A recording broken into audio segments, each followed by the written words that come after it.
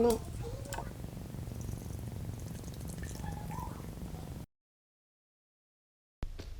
Happy Homebrew Wednesday, it's Martin from the Last Lick Brewery here, and yeah, today it is going swell. Monday we got delivered a brand new sofa, which is sweet. So we don't have to sit on deck chairs anymore, which is awesome. Yeah, we've been in New Zealand, nearly 6 months, and it's taken us this long to bother getting around to it. We're like, yeah, we'll just wait up until summer comes around, wait through winter's through, and then we'll be fine again. And we'll be outside most of the time anyway. We'll sitting in the garden on deck chairs anyway. But in the meantime, I picked up a couple of bargains, to be honest. And well, one thing that was shipped over from the UK. But yeah, the first one I'm absolutely chuffed about. It is a 5-litre carboy.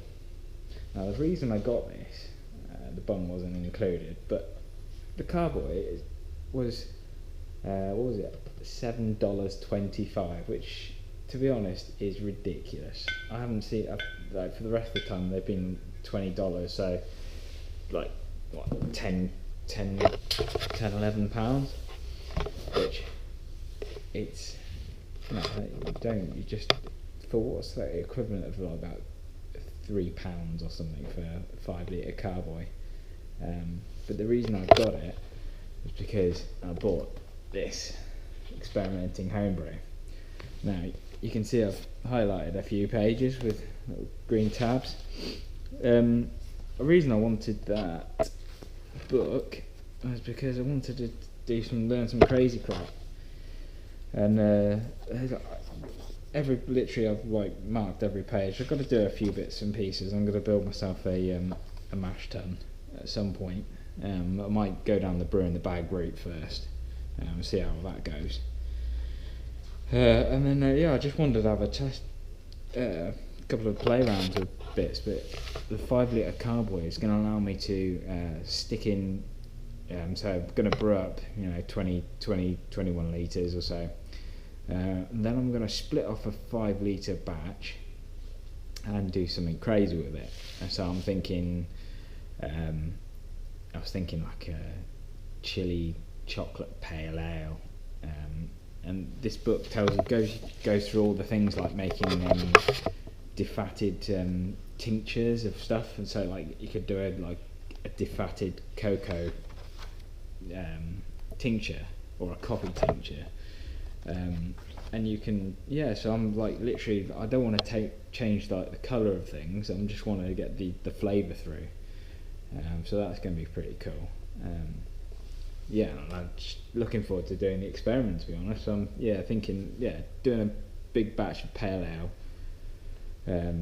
using the Pacifica for one of the hops, and something else for some bittering. I was thinking maybe some Amarillo as well, because I want the orange notes as well, and Pacifica's got that as well. But if I'm gonna do that, I'm gonna do something else. And I was thinking about rebrewing the black IPA, and I'm thinking about doing a couple of tweaks, because there's a couple of things that I'm not quite sure about, and I want the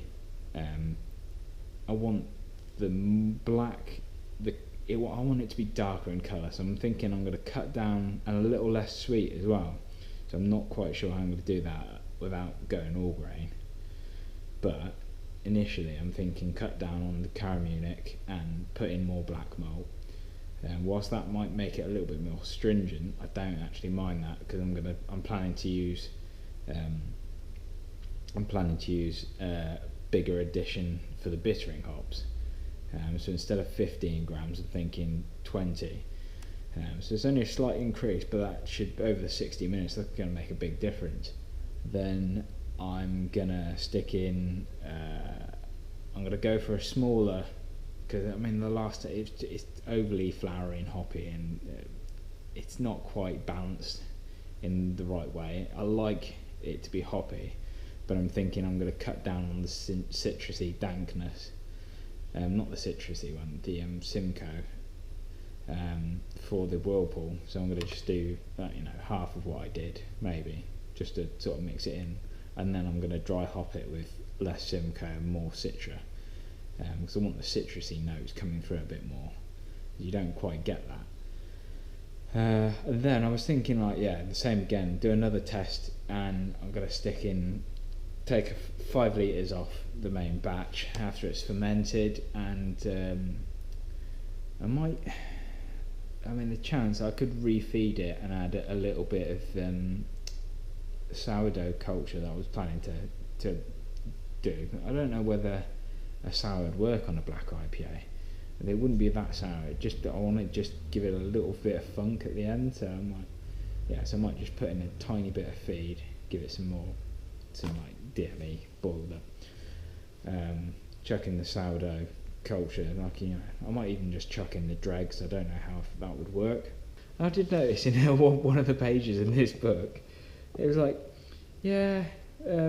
some crazy brewers have started using marijuana. I was like, maybe not. But I tell you what, I'm going to do a more thorough review of this book for you guys, and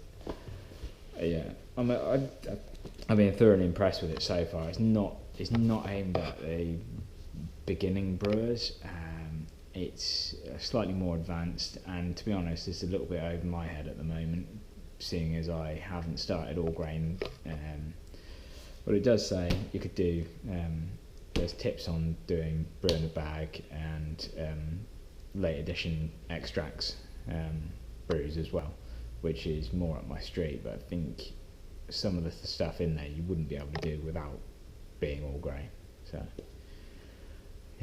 but all in all, a good spot. And I can, in guys in New Zealand, it's not they've not got a website online where I found this, the brew shop locally.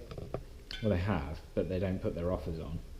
But if anybody's in Auckland and they want to go for it, it's have a look for the Haraki Homebrew Company. That's not the same as Haraki Homebrew.